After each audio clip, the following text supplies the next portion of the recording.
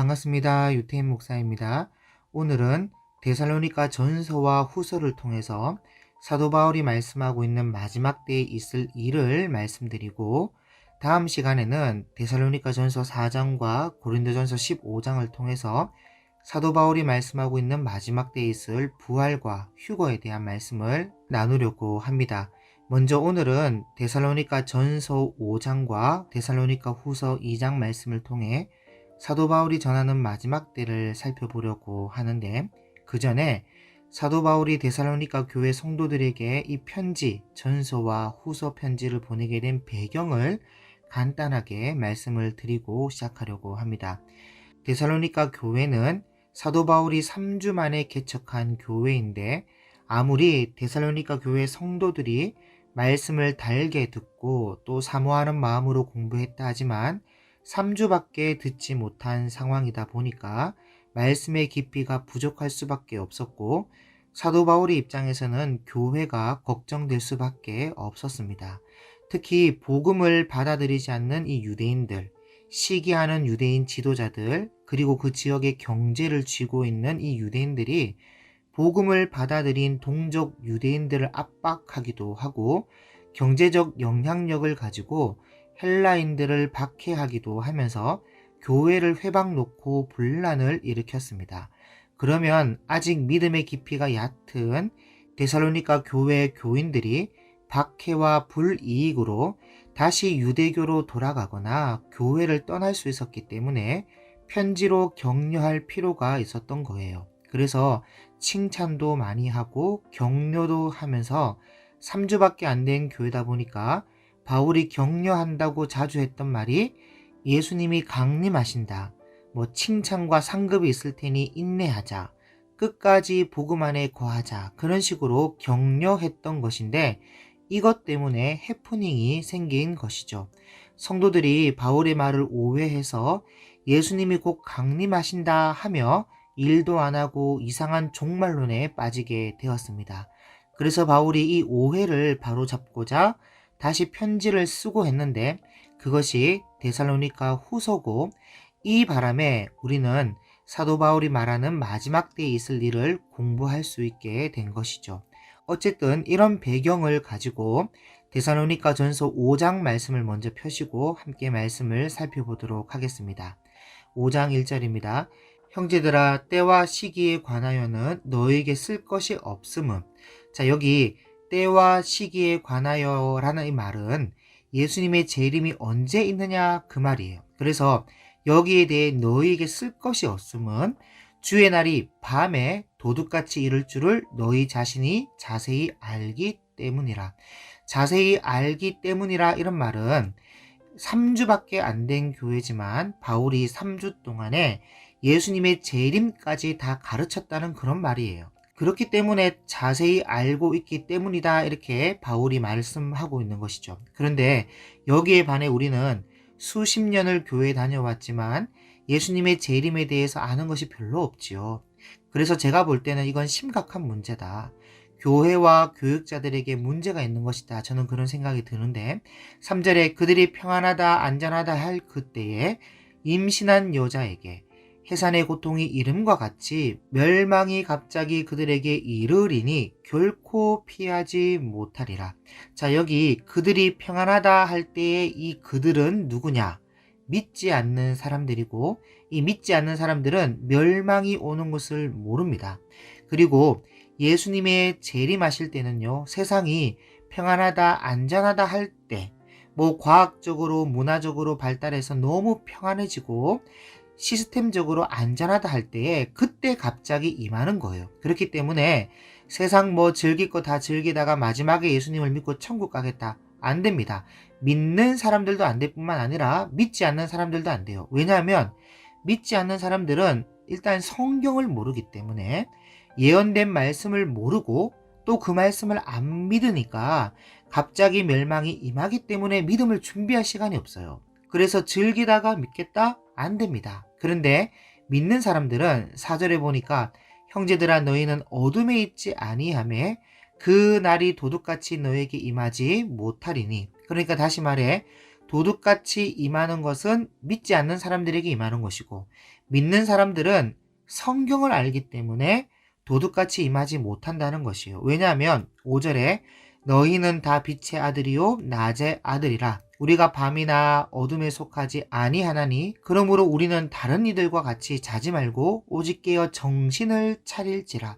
그래서 우리는 빛의 아들이기 때문에, 낮의 아들이기 때문에 다 알 수 있다는 것이고, 또 이 강의를 지금 들으시는 분들은 예수님의 재림을 다 아실 테니까 세상 잠을 자지 말고 우리는 함께 깨어서 정신을 한번 차려봅시다. 그래서 어떻게 깨어 정신을 차리느냐? 7절부터 나오는데, 자는 자들은 밤에 자고 취하는 자들은 밤에 취하되. 왜냐하면 믿지 않는 사람들은 어둠에 속해 있으니까 밤에 자고 밤에 취해요. 그런데 우리는 낮에 속하였으니 정신을 차리고 믿음과 사랑의 호심경을 붙이고 구원의 소망의 투구를 쓰자. 여러분, 이것이 깨어 정신을 차리는 방법이에요.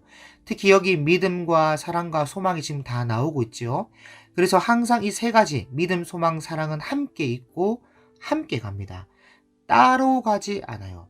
참 믿음은 반드시 사랑을 동반하고, 참 믿음과 사랑은 구원에 대한 하늘 소망을 가지고 살아가게 만들어요. 그래서 이런 믿음과 사랑과 소망을 가지고 살아가는 자가 마지막 때에 잠을 자거나 잠에 취하지 않고 깨어서 정신을 차릴 수 있다는 것입니다. 자, 다음은 데살로니가 후서 2장으로 넘어가서 한번 살펴보도록 하겠습니다. 그리고 이 데살로니가 후서 2장이 예수님의 재림에 대해서 오해한 성도들에게 바르게 교정시켜주는 본론과 같은 말씀인데, 2장 1절을 한번 볼까요?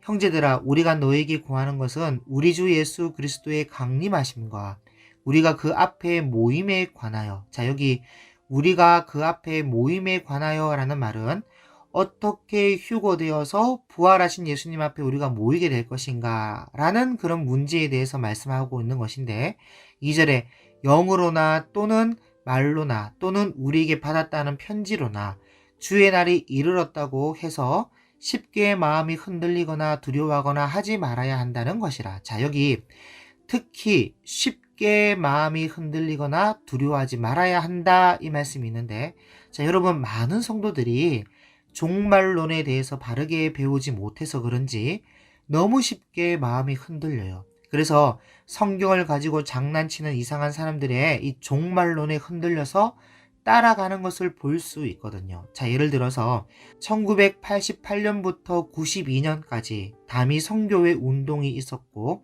미국에서는 현재 안식교의 뿌리가 되는 운동인데, 윌리엄 밀러라는 사람이 다니엘서로 날짜를 계산해서 1843년 3월 21일에 예수님이 온다고 종말론 운동을 했습니다. 그런데 오지 않으셨죠. 그래서 안 오시니까 이 윌리엄 밀러가 또 날짜를 연기하는데 1844년 10월 22일에 온다고 이 윌리엄 밀러가 종말론 운동을 다시 했습니다. 그런데 그때도 안 오셨죠. 그래서 이 윌리엄 밀러가 뭐라냐, 변명하기 위해 이상한 교리를 만드는데, 그때 만든 교리가 조사심판설 그리고 하늘지성소설을 만들어서 재림 전에 이 심판할 사람들을 조사하는 기간을 가지고 있다고 속이는 겁니다. 완전 엉터리죠. 그런데 이걸 그대로 가져와서 만든 이단이 있는데, 그게 제7일 안식일 예수 재림 교회입니다. 그래서 모든 이단들, 신천지, 통일교, JMS, 안산홍 증인회, 여호와의 증인 등 하여튼 모든 이단들을 잘 보면 전부 잘못된 이상한 종말론을 가르치고 있고, 특히 요한계시록을 가지고 장난쳐서 사람들의 마음을 흔들고 있습니다. 그래서 바르게 배우지 못한 성도들이 마음이 흔들리고 두려워서 이런 이단에 빠져갔다는 것이죠. 그래서 다시 말씀드리는데, 3절에 누가 어떻게 하여도 너희가 미혹되지 말라. 제발 미혹되지 마시고, 예수님 재림 전에 있을 일이 너무나 분명하기 때문에 그 어떤 말에도 미혹되지 마시고, 특히 기적과 이적에 더욱 미혹되어서는 안 됩니다. 예수님도 제일 먼저 미혹하는 일이 있을 것이다, 그렇게 말씀하셨어요. 그래서 누가 어떻게 하여도 너희가 미혹되지 말라. 왜냐하면 예수님 재림 전에 있을 일이 있는데, 그게 뭐냐? 먼저 배교하는 일이 있다는 거예요. 여러분, 이 배교한다는 것은 진리를 배반하는 시대를 말해요. 성도들은 성경을 안 보려고 하고 교육자들은 성경을 안 가르치고 못 가르치고 잘못 가르치고 미흡하게 가르치고 여러분 이러다가 나중에 성경을 배척하는 그런 시대가 온다는 거예요. 지금 계속 그렇게 가고 있거든요. 여러분 옛날에는 사경회라는 말이 있었습니다. 성경을 보는. 그런데 이 사경회라는 말도 지금 사라진 지가 오래고 뭐 부흥회 한다고 하는데 거기에 하나님 말씀이 사라진 지가 오래입니다. 점점 그렇게 흘러가고 있어요. 그리고 또 예수님 재림 전에 또 있어야 할 일이 뭐냐면 아주 중요한데 저 불법의 사람 곧 멸망의 아들이 나타나기 전에는 그 날이 이르지 아니하리니. 자, 여기 불법의 사람 곧 멸망의 아들, 이 사람이 누구냐? 적그리스도입니다. 지금 이단들의 수장이 아니라 나중에 올 적그리스도 한 놈이에요. 한 놈. 번역된 우리말로도 단수로 되어 있고 원어로 봐도 단수로 되어 있는데 한 명 적그리스도입니다. 그리고 이 적그리스도는 사탄이 권능을 넘겨준 놈이라서 엄청난 기적을 보이고 또 이 적그리스도를 돕는 짐승과 거짓 선지자가 와서는 엄청난 기적과 이적을 보이는데 이때 그 기적을 보는 성도들이 가장 많이 미혹을 받아서 666의 표를 받고 그렇게 되는 겁니다. 그리고 이 적그리스도는 이스라엘 예루살렘에 있는 이슬람 사원이 무너지고 다윗의 왕으로 오시는 이를 위한 성전이 지어져야 오기 때문에 아직은 멀었죠. 우리가 볼 때는 아직은 멀었습니다. 세월이 많이 흘러야 해요. 그리고 적그리스도가 어떤 놈이냐면 4절 보면 그는 대적하는 자라 신이라고 불리는 모든 것과 숭배함을 받는 것에 대항하여 그 위에 자기를 높이고, 자 그러니까 하나님을 대적하고요. 세상 모든 숭배받는 종교들, 예를 들어 뭐 이슬람, 불교, 힌두교 그런 것들이 되겠죠. 그런 신들을 대항해서 자기가 최고의 신으로 숭배를 받기를 원하는데 어디에 앉아서 숭배를 요구하냐면요. 4절 보면 하나님의 성전에 앉아 자기를 하나님이라고 내세운다는 거예요. 여러분 교회가 아닙니다. 교회가 아니라 하나님의 성전, 특히 바울이 편지를 쓸 때는요. 예루살렘 성전 외에 다른 성전이 있을 수가 없어요. 그래서 앞으로 우리 미래에 예루살렘의 다윗의 왕으로 오실 메시아를 위한 성전이 지어지게 되면 그 성전 보좌에 앉아서 자기가 메시아라고 하나님이라고 우긴다는 것이죠. 그리고 내가 메시아다, 내가 하나님이다 라고 우기는 그런 근거를 기적과 기사와 이적으로 보이는데, 여러분 계시록에 보면 심지어 하늘에서 불이 내려와라 하면 불이 내려올 정도의 엘리야의 기적까지 선보인다고 되어 있습니다. 그러니 많은 사람들이 미혹당하죠. 그래서 예수님도요, 제일 먼저 미혹을 조심해라.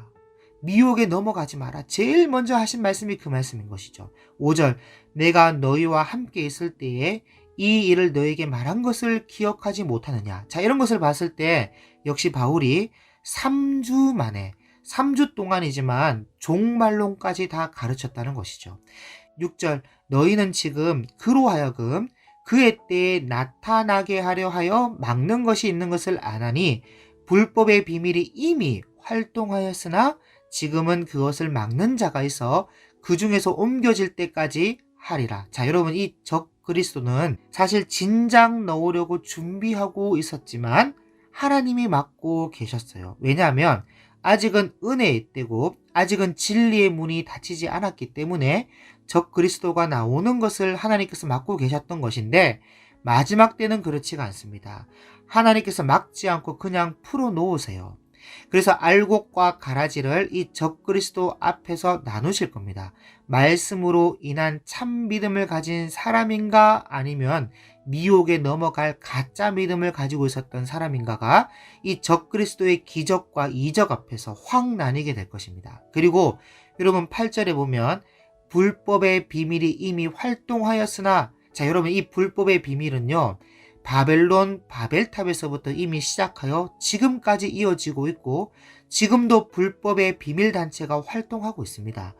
오늘날 존재하고 있는 이 불법의 비밀단체는 지금 공개는 못하는데 나중에 제가 요한계시록 강의할 때 제가 밝히도록 하겠습니다. 그때 한번 잘 들어보시는 것으로 하고, 이 바벨탑에서부터 시작된 불법의 비밀은 니무롯과 세미라미스로부터 시작되었던 것인데, 이것은 제가 이 유튜브 재생 목록을 클릭하시면 곤별 강의 폴더가 있습니다. 거기 스가랴서 5장 6장 강의를 참고하시면 이 자세하게 제가 설명해 놓았습니다. 어쨌든 불법의 비밀이 이미 활동하고 있지만 막는 자가 있어서 하나님께서 허락하실 때까지 불법의 비밀이 아무리 설쳐도요 아직 세상 밖으로 못 나옵니다.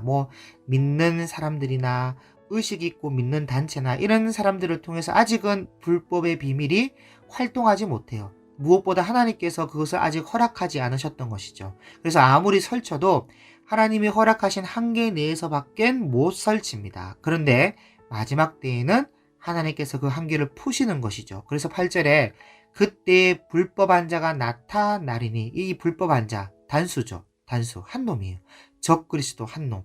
불법한 자가 나타나리니 주 예수께서 그 입의 기운으로 그를 죽이시고 강림하여 나타나심으로 패하시리라. 자, 여기 예수님께서 그 입의 기운으로 그를 죽이시고 라고 되어 있는데, 여러분 요한계시록 19장 11절에서 21절을 한번 참고하시면 죽이고 패하는 장면이 잘 설명되어 있습니다.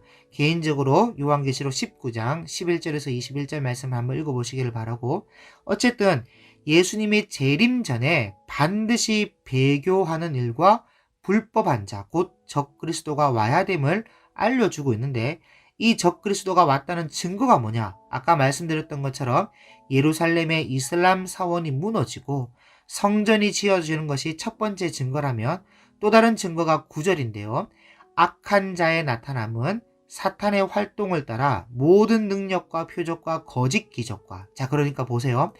제일 먼저 나오는 그 활동이 뭐냐? 이 사탄의 활동이 미혹한다는 것이에요. 예수님도 공관복음에서 제일 먼저 조심할 것은 미혹을 조심해라, 그렇게 말씀하고 있잖아요. 그래서 사탄의 활동을 따라 놀라운 기적들이 일어나는 것을 볼 때 적그리스도가 나타났다는 것이고, 10절에 불의의 모든 속임으로 멸망하는 자들에게 있으리니 이는 그들이 진리의 사랑을 받지 아니하여 구원함을 받지 못함이라. 자, 여기 특히 진리의 사랑을 받지 아니하여 할 때 이 진리의 사랑이 뭐겠습니까? 여러분, 다른 게 아니라 성경이에요. 성경. 말씀을 깨달아 알고 말씀 안에 거하는 것이 진리의 사랑을 받는 것인데, 말씀 안에 거하지 않는 것은 다 진리의 사랑을 받지 못했다는 것이에요. 그래서 저는 정말 확신하는데, 진리의 말씀을 모르고는 적그리스도와 짐승과 거짓 선지자들의 미혹에 넘어갈 것이라 확신하고, 혹 미혹에 안 넘어가더라도 그들이 하는 박해를 견딜 수가 없습니다. 말씀을 모르는데 무엇을 근거로, 무슨 소망을 가지고 그 박해를 견디겠다는 것입니까? 그래서 구원받지 못하는 거예요. 요한계시록 13장 10절에 사로잡힐 자는 사로잡혀 갈 것이요 칼에 죽을 자는 마땅히 칼에 죽을 것이니 성도들의 인내와 믿음이 여기 있느니라. 그래서 우리는 지금부터라도 다른 신비주의나 성령운동 같은 것에 마음 흔들리지 말고, 여러분 지금부터 벌써 신비주의나 성령운동이나 기적과 이적이 흔들려서야 나중에 적그리스도가 보여주는 기적과 미혹을 어떻게 이겨내겠습니까? 그래서 지금부터라도 다른 것보다 말씀 앞에 마음을 두고 말씀을 사모하는 마음을 가지려고 노력을 한번 해봅시다. 데살로니가 교회 성도들이 말씀을 사모하니까 3주 만에 종말론까지 배울 수 있었던 건 아니겠습니까? 그래서 그 결과를 보면요, 그 당시에 데살로니가 교회 성도들이 사도 바울을 제일 많이 도와줬고, 교회들마다 말썽이 일어났지만 그 중에 제일 말썽이 없었던 교회가 데살로니가 교회였습니다. 데살로니가 후서 이 편지 이후로 거의 말썽이 없었어요. 정말 진리의 사랑을 받은 교회요, 또 성도였다는 것이죠. 어쨌든 10절을 다시 보시면 불의의 모든 속임으로 멸망하는 자들에게 있으리니 이는 그들이 진리의 사랑을 받지 아니하여 구원함을 받지 못함이라. 그래서 11절이 중요한데요. 이러므로 하나님이 미혹의 역사를 그들에게 보내사 거짓 것을 믿게 하심은 진리를 믿지 않고 불의를 좋아하는 모든 자들로 하여금 심판을 받게 하려 하심이라. 자, 여러분, 진리를 믿지 않고 불의를 좋아한다. 다시 말해서 하나님의 말씀과 성경을 등한시 여기고 이상한 것을 따라가는 것, 신비주의를 따라가고 방언, 환상 같은 성령 운동을 따라가고 신유, 치유, 은사를 따라가고 아니면 세상의 문화를 따라가고 세상의 권세와 물질을 따라가고 하여튼 지루하고 듣기 싫은 진리의 말씀만 없게 된다면 그러면 나중에 적그리스도가 왔을 때 그 적그리스도가 보여주는 미혹의 역사는 진리의 사랑을 받지 못한 모든 사람들에게 강력한 유혹으로 임할 것이고 그 유혹을 벗어나지 못하고 다 넘어가서 666표를 받고 적 그리스도를 섬기게 될 것입니다. 그리고 이 모든 것은 이미 하나님께서 다 아시고 심판하기 위해 내버려 두셨다는 결론에 이르게 된다는 것이에요. 그래서 사도 바울은 다른 것보다 반드시 진리의 말씀을 가르칠 것을 권면하고 있습니다. 그게 이제 13절부터 나오는데 주께서 사랑하시는 형제들아 우리가 항상 너희에 관하여 마땅히 하나님께 감사할 것은 하나님이 처음부터 너희를 택하사 성령의 거룩하게 하심과 진리를 믿음으로 구원을 받게 하심이니 그러니까 다른 게 아니라 여기 진리를 믿음으로 구원을 받는다. 이게 중요하다는 것이죠. 그래서 믿음은 말씀을 들음으로 생기는 것이고 그게 아닌 다른 모든 것으로 내가 예수님을 믿는다라고 말을 하는 것은 뿌리 없는 형식적인 믿음일 뿐이고 가짜 믿음일 수가 있다는 것이에요. 그래서 진리를 믿음으로 구원을 받게 하심이니 진리, 하나님의 말씀을 믿음으로 구원을 받게 하는 거예요. 그것 때문에 사도 바울이 3주 동안 하나님 말씀을 가르쳤던 거 아닙니까? 그것도 종말론까지. 14절 이를 위하여 우리의 복음으로 너희를 부르사 그러니까 구원을 받게 하기 위해 우리의 복음으로 하나님께서 너희를 부르셨다는 것이죠. 이 우리의 복음, 사도 바울이 전한 복음, 그 복음으로 하나님께서 너희를 부르셨다는 것이고 그래서 이 우리의 복음, 하나님의 말씀을 믿어 구원을 받은 자는 그리스도의 영광을 위해 살고 그 삶으로 마지막 때에 또한 그리스도의 영광을 얻게 될 것입니다. 그러므로 형제들아 굳건하게 서서 말로나 우리의 편지로 가르침을 받은 전통을 지키라. 이게 중요합니다. 여러분 우리도 성경 66권을 다 지켜야 됩니다. 다른 방도가 없어요. 진리에게 사랑을 받기 위해서는 말씀을 펴고 읽고 듣고 배워야 됩니다. 그래야 마지막 때에 인내와 믿음으로 승리할 수 있기 때문이죠. 우리 주 예수 그리스도와 우리를 사랑하시고 영원한 위로와 좋은 소망을 은혜로 주신 하나님 우리 아버지께서 너희 마음을 위로하시고 모든 선한 일과 말에 굳건하게 하시기를 원하노라. 이렇게 해서 사도 바울이 말하는 마지막 때에 있을 우리가 함께 살펴보았는데 한 가지 안 살펴본 것이 있다면 사도 바울이 마지막 때에 있을 부활에 대해서도 말씀하신 부분이 있는데 짧지만 또 휴거에 대한 말씀도 있어요. 그것을 다음 시간에 부활과 휴거에 관한 말씀을 함께 나누고 그 다음 요한계시록으로 넘어가도록 하겠습니다. 감사합니다.